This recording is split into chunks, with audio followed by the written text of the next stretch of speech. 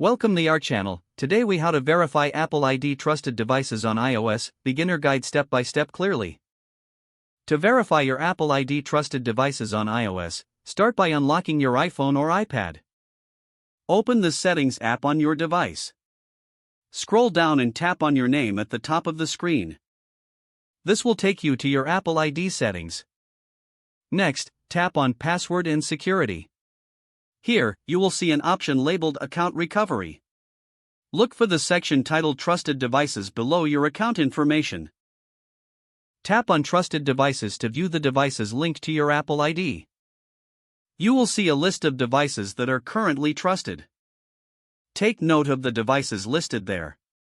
If you want to remove a device, tap on the device name. Then, confirm your choice to remove that trusted device.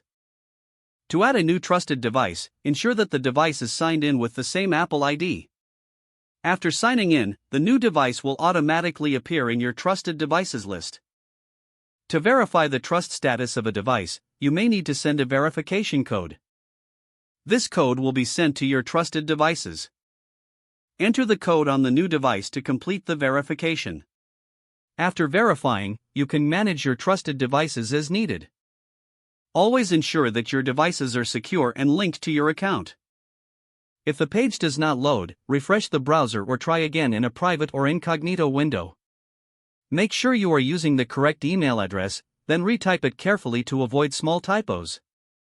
If your password is not accepted, use the reset option and create a new strong password you can remember. Check your spam folder for verification or security emails, then complete any requested confirmation steps. Enable two-factor authentication if available to improve account security and reduce unauthorized access risk. After signing in, review your profile details so your contact information and settings are accurate and current.